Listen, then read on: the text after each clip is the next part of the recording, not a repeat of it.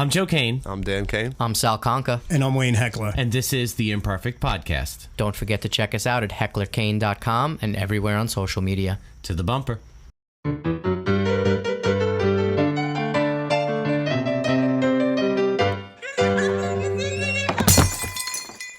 So today we're here with Kyle Hester, who was born in New Orleans. To a professional football player.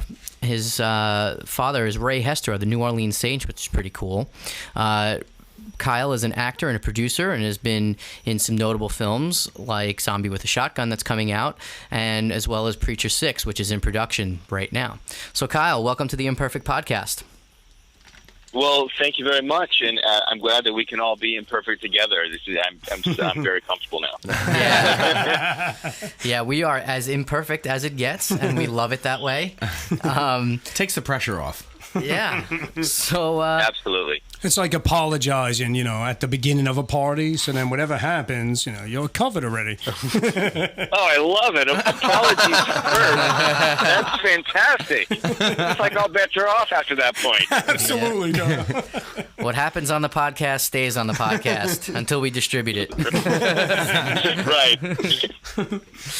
So let's get to know you a little bit. Where did you grow up? Obviously, reading your bio on IMDb, we know you were born in New Orleans. Did you spend your youth there, or where did you land for most of your childhood?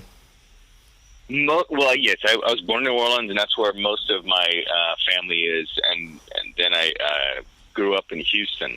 Okay. So pretty much from the fourth grade all the way through high school was in Houston. Nice. So I definitely have the Southern experience. Cool. And yeah, it was cool. So how long did it take you before you got out to LA? Man, basically I got in my Mustang when I graduated high school, and I drove to California. Badass. So what year Mustang? It was a '69 Fastback. Wow, nice. Now it's awesome. It was so nice. It's one of those things where if I knew now what you know what I mean. If I knew, yeah, jeez. I Jim Morrison drove. I'd have lived in that. Yeah. Cool, man. That's awesome. All right. Well, what was the first project that you got involved with? Was it before you got to LA, or was it after you got to LA? Well, yeah, okay. Well, since you don't know how my life weaved through the country, it wasn't as linear as that. So I came out to LA, and then I ended up going to school at USIU in San Diego for a semester doing musical theater. And then I was like, I think probably don't want to make a career out of musical theater. So then I ended up going to Cal Arts, which is up here in Valencia. And then after that, I moved to New York and lived in Atlanta, and then ended up back here in the early '90s. So it was a trip around the country. Cool. Nice. So that you're a well-traveled dude. Now, since you said, are you a musician also? Growing up in New Orleans, you got good music, you got good food, and I saw on your reel you did a film about what you were playing guitar and singing. Do you do that in real life as well? Well, I do sing, but I am not a musician. Okay. So, yeah, basically the guy that wrote that song that in the clip in my acting reel that you saw, it was his guitar, and he's like, "All right, here's these 3 chords. Get to know those, Right. and that's what you're going to be doing." So I was like, "All right, I can do that." Cool. We know a lot of musicians that can only play 3 chords, so that's not a big deal. A lot of bands made it famous just playing 3 chords, as a matter of fact. I can't play anything more than 3 chords, so that's... It's like Ralph Macchio in Crossroads, right? He didn't play guitar. You know what? Between all of us, we could have a really bitchin' kind of guitar, situation. Oh, hell yeah. Combine all the parts. I'll just jam out. You take the A and the C, and I'll get the G, and whatever. 5-part harmony. That's the way. Well, Kyle, when you actually see this podcast, if you look behind us, and those who follow the podcast regularly, we have a wall of guitars hanging behind us. That's our kind of our thing. It's not just for show. Okay, well, it's not just for show. We do funny. play, actually. Yeah. That is awesome. Well, I'm glad that I got to psychically talk about guitars. Cool, man. Well, good deal. So musical theater, that wasn't your thing, huh? Well, no, I love doing it, but it was one of those things where, the choice was, what do I want to do in life?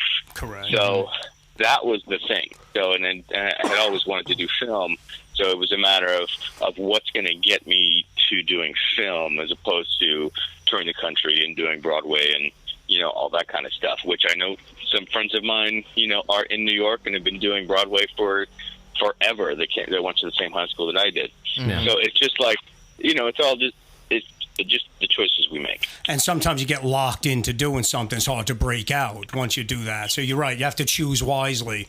You have the performer bugs, but what performance bug? But what actually drew you to film and acting and drew you away from the musical theater and other things like that? So what appealed to you about acting? Okay, let's cut to the 7th grade, and I'm watching Fame, the TV show. On you remember that show, Fame? Yeah, absolutely, definitely. Sure. Mm-hmm. Okay. So, and I'm watching this guy, Leroy, and he's on stage, and he's dancing and singing and jumping over mannequins and stuff like that, and everybody was like, having a great time, and I'm like, holy shit, I gotta do this. That looks awesome. So I didn't know what I was getting into, but that was it. I saw Fame and Leroy dancing, and I was like, that looks like a blast. Let's do that. That's great. And I love Leroy's line, I speaks how I likes. That always stuck in my mind for some reason. That was Leroy. But you're right. It looked so much fun. It's like, hey, man, if I could do that for a living, man, look at these guys. They're having a ball. I felt the same way. That's awesome. That's fantastic. It's like, I think once it gets in there, it's like something resonates, and whatever it is, it's like you get that one thing, and it's like, all right, let's do that. And hopefully, you can do something with it, or it becomes an awesome hobby, but you always got to do what you love doing. Definitely. For sure. Yeah. So I'm looking at your IMDb, and it shows here your first credited role here was Rock and Roll Fantasy, and you played Phipps during the Panty Raid. So I want to hear more about that. You know what? Okay, that's funny. That actually was the very first film that the guys from the Asylum did. And that was those are the guys who did like Sharknado and all those kinds of films out throughout the years. But that was like, I think I didn't get paid anything. It was like my manager was like, "Hey, here's an opportunity to be in a movie." I'm like, "All right, let's do this." Yeah. I'm gonna play Phipps. Yeah, so it's like I don't need it. I don't need to eat. I don't need money. That's hey, cool. I'm all about the art, man. Yeah. So, but I was like frat guy doing the Panty Raid, and it was pretty simple, but it was fun as the first thing doing when I was out here. Well, it's always fun doing a Panty Raid, regardless of whether you're acting or in real life. So. Oh yeah, right. So I can say I've done that. That's like a bucket list thing. It's like Panty Raid. Okay, done. Yeah, I did that. We're finished. Moving on. Now I think I'm gonna visit Andersonville instead. What the hell? What's gonna happen in Andersonville after a Panty Raid? You know what I mean? Oh my God. Sergeant of the artillery. Look at this. You're doing some wild stuff here. That's awesome. That's awesome. So, I'm like, you've completely befuddled us. I know. Actually. I don't even. I started with the Panty Raid, and I don't know where to go from there. You can't get any better than that. Well, I mean, I don't know. There was a segue into Andersonville, which, I don't know how you go from Panty Raid to Andersonville, but we can do it. Absolutely, we have the technology. Yep, exactly. So, I mean, how long was it till you got your first paying gig in LA? And were you like, what was like the private life then? I mean, were you waiting tables? Were you that guy? Were you the stereotypical LA starving artist? Kind of. Not really. Kind of that. What I did was I managed a coffee shop here. Okay. So it was like I was like slinging cappuccinos. Okay. So it's kind of the same thing, but not really. Right. So food and beverage. But I think you do what you got to do, and I had a blast, and that's actually where I met my wife was at that coffee shop. Oh, that's awesome. So it's all good. That's cool. And she's a writer also, correct? Your wife. Say again? Your wife is a writer, correct? She is. Yeah, she's writing Preacher 6. Yes, nice. Oh, that's her project. Awesome. Very cool. Very awesome. Yeah, I'm totally excited about it. Is that the first project you guys are going to work on together, or have you done other stuff together? No, this will be the first project that we've done together. We've done a ton of stuff not together, and basically the way that it happened was this other project that I was working on, which shall not be named. Basically, I was working on it for 5 years, and then the writer of it kind of lost his mind, and it's like as soon as you start talking about money with people, like if things become real or potential, or like, hey, you could be a millionaire. Of course, that's really hardly not ever going to happen. But it's like once people start thinking like that, then they lose their freaking mind. And it's like all of a sudden, it's like it's about them and my project, and I'm going to control this and all that kind of stuff. And it's like you see ego completely destroy the whole situation, which is what happened. So after 5 years of like kind of nurturing a project, this guy loses his mind, and then we don't do the project. So I'm talking to my wife, and like, all right, well, let's do something that we control so that this never happens again. Right. So exactly. Sometimes that's what it really comes down to, especially with independent film, is you start to think, hey, man, to get this going, we have to do it ourselves. When you put it in the hands of studios, sometimes you're waiting on a lot of different things, but the one way to do it is to make it yourself. Then you can be as artistic as you want, and the more control, in some ways, the better. Of course, there's more responsibility, which makes it tough, but absolutely, you have to make it happen. Yeah, you said it all. I think that without repeating what you said, I mean, there's two ways to go. It's like you either are in the system and you have been working at the studios and worked your way up, and all of that happens the way that happens, or the nepotism of Hollywood, and you're a son of somebody famous, and here's your shot, with a $5 million project. Good luck, or you're like us, you just kick and scratch, and how are we going to do this? What are we going to do? Let's go kick some ass and see what happens. Definitely. So what's funny is these days, like, the technology is there for regular people to do these type of things. That's non-studio. I remember when we were younger watching Movie Magic, it was. And, they said, oh, one day there'll be a Spielberg just sitting in his, bedroom or in his basement. And, look what he could put together. So technology is there now, which is nice. When I was young, when I wish I had this technology, I had one of those old camcorders, and, it didn't have the same editing power it does today. So we got to keep rolling forward. Yeah, well, I mean, I think with $10,000 camera, now you can shoot the same kind of quality that you could for the $100,000 cameras. Yep. So it's definitely a lot more accessible to people that are just trying to do something. Right. And then it becomes up to you what you do with that technology, which brings me to the cinematography. Oh, yeah. And because then the big thing there is once you have the technology is don't suck. Right. Exactly. That's going to be a quote. I'm going to have to, that's going to go on Twitter, I'm thinking.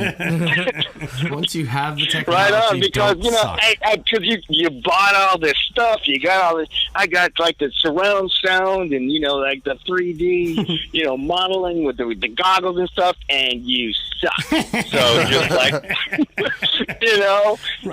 you got to be good at it. Definitely. Sucking is all, it's subjective, right? It's subjective. I mean, I don't know. Sometimes it just sucks.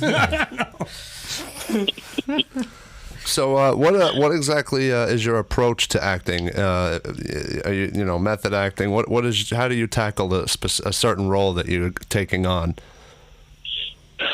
To me, it's pretty simple. It's whatever the character is, you basically get out of his way for whatever's got to happen. So it's like in The Chair, which is the horror film that is about to come out. It was Roddy Piper's last film. Nice. It's like, we as the prison guards were all really horrible people, so It's like, am I going to walk around being this like maniacal, horrible person, at home to my wife, and it's like, because it's like I'm method and I got to get into the character. It's like, no, go fuck yourself, So, honey, I'm working here, honey. Yeah. So I'm not about that. And basically, it's you just get out of the character's way. It's like we all know how to feel and laugh and cry and get pissed off and get angry and run and jump over things, whatever. If that's called for that, then you do that. And so it's really just getting out of the character's way. Absolutely. Yeah, I hear you.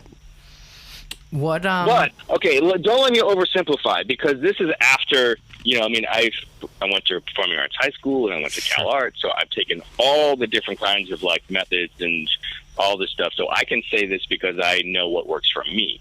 So that doesn't mean that it won't work for somebody else. I think you're being a little humble too. I'll be frank about it, right? You have a pretty good career. Not pretty good career. You have a great career in terms of your acting roles and what you've done. I mean, you have the resume. You've built up chops. To be able to do that. So I think you've become more comfortable with your acting abilities, right? So I think that probably speaks volumes. I mean, if we were having that same conversation back in 1992 before your panty raid, I'm sure you had a very different mindset going into that for your first role. So. And for those of you who just turned in, yes, he said panty raid. and method acting for something like that might not be the best idea either. You could end up in jail, right? Oh man! I'm so glad that's a topic this evening. So what else influenced you growing up? I mean, in terms of like actors or movies, did you have a favorite childhood movie growing up? I know you mentioned Fame was a big influence for you. That was a TV series. Any movies? Yeah, I think the thing that influenced me the most as an actor was The Shining. Jack Nicholson, and I think, so with his like captivating presence throughout the whole film, it's like you just like want to watch to see what he's doing. And I was like, wow, okay, so that's right there is something special, Yeah. And I think that that became like, all right, what is that? What is it that makes that magic? That people talk about this guy, and like, and you can repeat the lines and you can hear them in your head the way that he says them, so it's like, what is it that does that? So Wendy, I'm home. Sorry, I couldn't resist. Exactly. Yeah. It's in there. It's in definitely in there. Absolutely. We keep Wayne at the end of the table for that reason alone. Awesome. Absolutely. So, I hope to, in my career, I hope to have some moments like that where, that earworm is in there from something that I get to say, so that these are the goals. Yeah, well, you're involved in some really high-profile independent films right now. I mean, The Chair, which a lot of people are aware of, Zombie with a Shotgun, which is currently in post, right? And The Preacher, which you're working on with your Preacher wife. 6, right? So, I mean, Preacher 6. Those, with all those films, you're obviously gonna get the opportunity to shine. I mean, they're. So let's talk a little bit about that. I mean, how was it, or how did that process go in terms of funding for Zombie with a Shotgun? Is that Has it been a good time being a part of that project? How were you just acting? Are you also a producer on that, or? Okay, Zombie with a Shotgun. Here's how that happened. Hilton Ruiz, the creator director, had contacted me on Twitter because of The Chair. Like, he knew that I did The Chair, and then so I said, well, we're like tweeting back and forth and DMing or whatever, and I was like, call me. So we get on the phone, and basically there's one thing led to another. It's like, what are you doing? With this project, you have like a bazillion followers, and you've done the web series and stuff, and trying to do a film, but where's it going? What's happening? So out of that kind of short conversation, we're like, all right, well, let's do it. So we put the crowdfunding thing together, which of course without crowdfunding like these films would not be made. Yep. It's like The Chair was done through Kickstarter, and Zombie with a Shotgun is, Indiegogo, and whether these things ever see a nickel, you don't know, But so they're really fan-driven entities. So.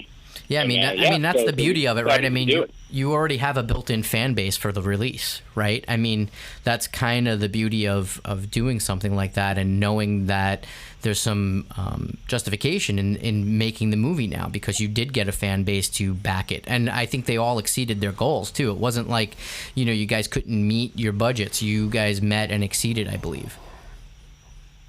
Yeah, well, I think that was one of the things that gave Hilton and I confidence was that we do have a big following, like each of us individually, and it's like now, crowdfunding is not easy. It's I see so many people, I have 4,000 followers and I'm gonna launch a Kickstarter, and then you just see it sit there because it takes a lot more prep work and getting people interested way before you launch a project like that.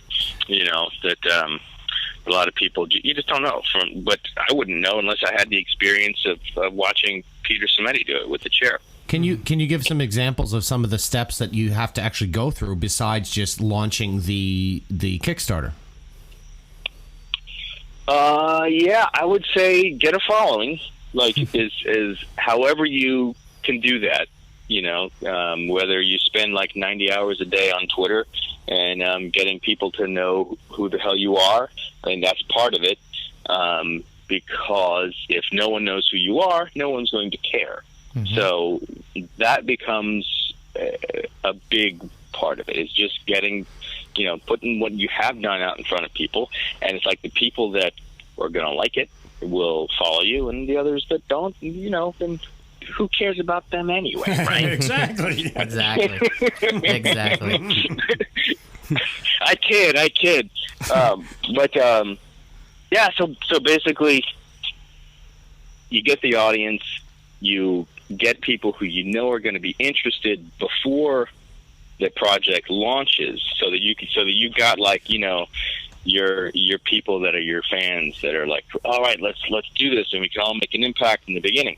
Because in the beginning, that's when a lot of judgments are going to be made about the project. If you're sitting there a weekend and you got $200, then that doesn't give the rest of the whole project, or Kickstarter links, it doesn't give confidence. So people are going to go, oh, they only have $200. So that's something. It's like basically, even if it's like, hey, Mom, can you just throw in $1,000, just to make it look like there's something going on, right. And so because it all becomes, it's an illusion. So it's all like you have to basically build that illusion that makes people confident in what you're doing. It's like putting money in a tip jar yourself and, hoping everyone else puts in as well sometimes. Yeah, you got to build that. Now, let me ask you, I saw one of the perks that were pretty cool. I think it was $1,000 or maybe $5,000 that you get to die a zombie death and be one of the zombies that actually get killed in a cool way. Did you have anyone for that? Actually, someone, not the 5,000, but there is a 1,500, I think, where you can like be a zombie and come in and do that. And yeah, we did have somebody do that. And, okay. And yeah, he was a guy named Sam. He was super cool, and he came in and kicked ass, and it was great. So it's like everybody wins, in a situation like that. Sure. That's cool. Now, obviously, this launched from the original book and then was made into a web series. And now there's an innate following with that immediately because there's already footwork that's there. You weren't part of that original series, but the original actors that were in that series are also in this, correct? One of them. Yeah, the lead, Braden. Yeah, he's the guy who was a zombie with a shotgun. So he went into the film.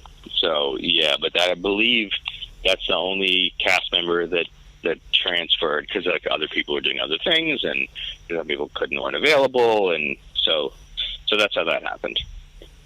What about, is the cinematographer the same? Is the music, is that the same person that was doing the web series for the movie? I think that he's talking to music people right now and composers. So the crew is different.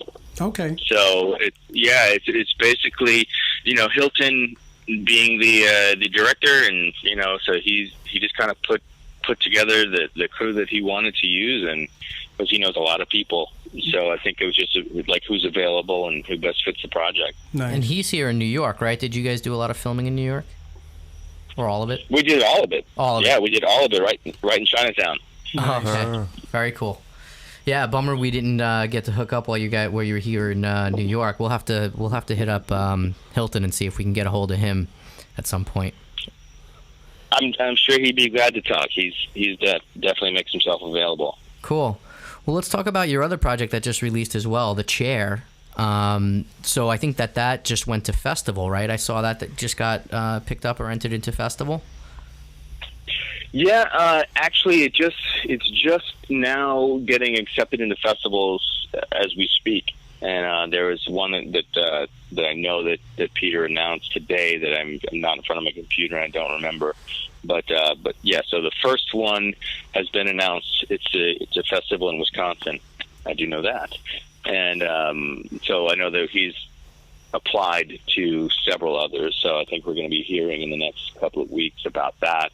And there's going to be a theatrical limited kind of release that if you sell enough tickets to the project per theater, then the event happens and you get to see it. So that's going to be happening around the country.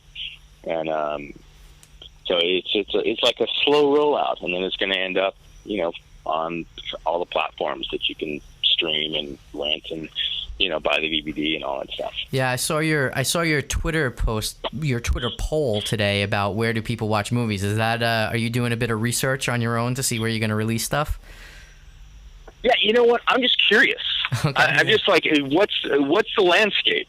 What do people do now? It's like, is it cable? Is it the Amazon? Or it's like, I love DVD. So like the whole streaming thing. I mean, I understand it. I'm not an idiot, but I don't get it. It's because I love the physical stuff. Right. I love having my own DVD that I can stick in a machine whenever I want. Whereas like with the chips and the downloads and stuff like that, it's like the computer crashes and now you're out. Right.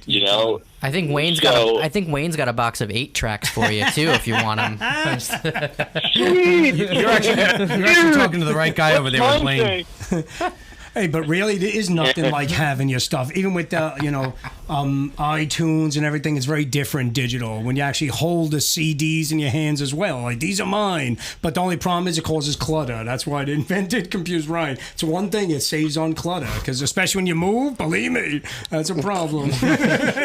No, I know, but I mean, believe me, it's like it all works. Yeah. It all facilitates watching something. So it's like, it doesn't really matter exactly how you watch it. If you are, interested in seeing something, you're going to see it. But it's just like for me, just kind of getting the landscape of like, well, what's really happening, so what to kind of push as far as distribution goes. And the funny thing is that if you look on that list that I have, half of the people are interested in DVDs and Blu-rays. Okay. They would rather do that than stream, which was surprising, because I'm thinking everybody's talking about, it's all going streaming now. But then if you ask people, there's 800 people that, have responded to that quiz, as it were. And it's like, I think it's about 50% or something like that to DVDs and Blu-ray. Well, I think the group of guys you're talking to right now would all prefer DVDs. Yeah, I got it right here, actually. It was 37% Netflix, 30% DVD and Blu-ray, 26% in the theater, and then you had a bunch of others, the Amazon, Hulu, and iTunes lumped together, and that was really low. I'd be curious to see if, like, Amazon was broken out on its own, but regardless, I mean, I think Netflix, I think, wins the war at nighttime viewing and TV. I mean, they have way more series than movies, though. Yeah, well, Netflix is kind of like it's like they're the big kid in the room, yep. And the problem for filmmakers is, yes, it does give you a lot of exposure, but it's not like, if you watch it, the filmmaker is not getting money from how many times people watch it on Netflix. Mm-hmm. It's like it's a buyout. Right. So I mean, you're going to sell your project for however much, $2,000 for a 2-year contract in Netflix. I'm not going to do that. Absolutely. And you see, it's like, so basically, go ahead. I'm saying most of the money actually comes from DVD sales. A lot of times, especially for smaller movies, the movie proceeds are one thing in the theater, and usually the DVDs, when you look back and see, the gross income, it's definitely more with the DVDs. So we're kind of hoping that does remain still. Like you said, you're not getting a credit each time someone watches Netflix. You're right. So as far as a business standpoint, you definitely still want the DVDs around, something physical that people could buy themselves. Oh yeah, well, I mean, also it's like, I think if you have something that people, then that's why there wasn't a lot of stuff on Netflix. I mean, you find a lot of obscure stuff, a lot of super low budget and whatever, for the people that just want the exposure of it. But it's like, if you're looking to actually make a living so that you can go and do another project, then that is not the answer.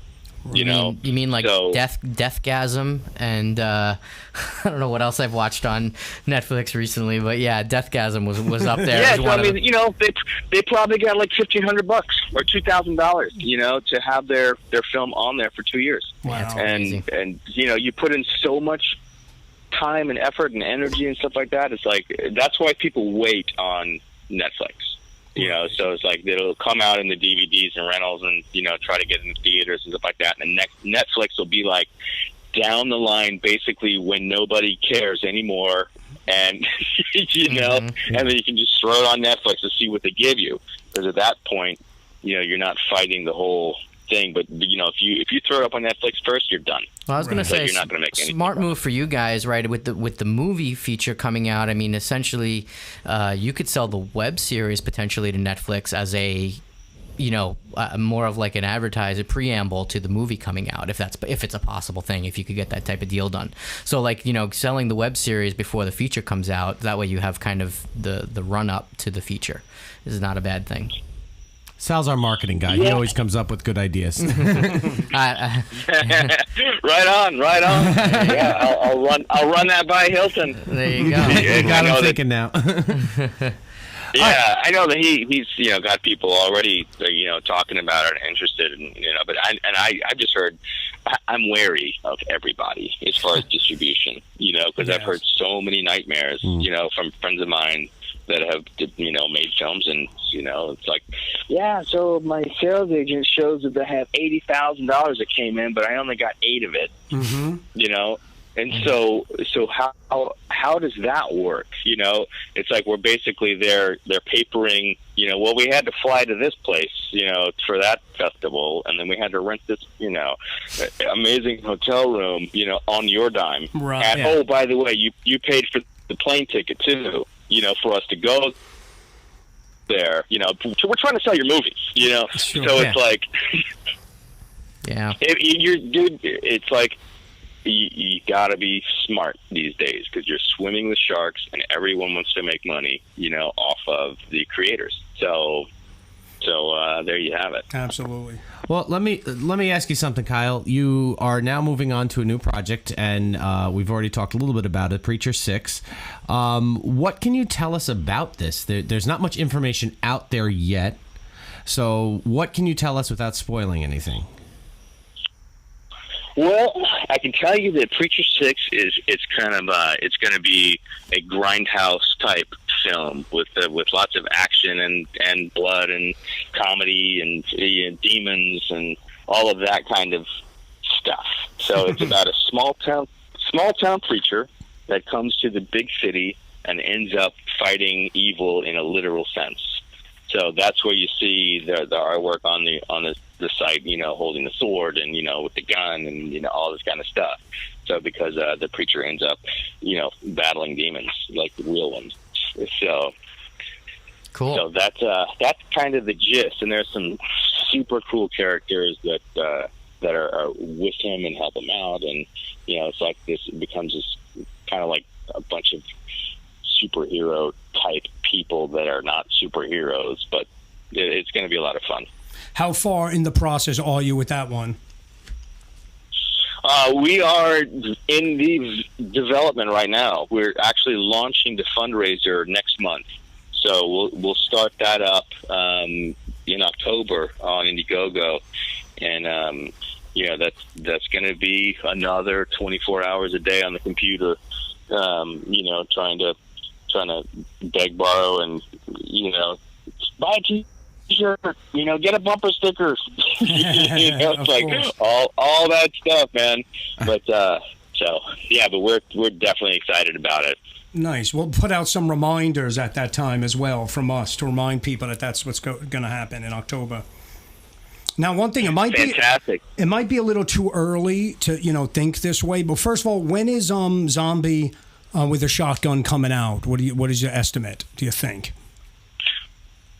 Well, I could say definitely 2017, but right now we're not quite done filming. My character's wrapped, but there's other scenes that we have to get. So if you see the fundraiser now, basically trying to raise money to finish it and then post production, and so I don't know, maybe it'll be done in 6 months. All right, nice. But that's fingers crossed on it. I mean, it's like the chair we shot over a year and a half ago, and there was like lots of issues in post and stuff like that have delayed it coming out, which is kind of like now why it looks like there's so much going on. There's the chair and Zombie with the Shotgun and Preacher 6, and it's like they all just happen to be happening now in various forms, but it's like the way that the timeline of it, it's like we shot the chair a year and a half ago. Yeah, you seem like a real busy guy. Very cool. You know what, man? We are the new wave. Yep. So it's kind of the Wild West out there right now as far as filmmaking. So it's you're either one of the big guys or we're just all kind of in the same creative pool together, trying to make something happen. Hey, Kyle, so thanks for doing this. I was going to say. Yeah, thank you. Cool. Oh, dude, absolutely. The way I look at this is, we're all in this together. Yep. As entertainment type folks. So it's all good. Right. We want to thank Kyle Hester for joining us today. Please follow him on Twitter. So we wish you well, wish you great success in the future, and we'll definitely touch base with you another time. Well, I appreciate it, and thank you for having me on, guys. It was a lot of fun. Thank you. Thanks, Kyle. Have a great night. Bye. All right.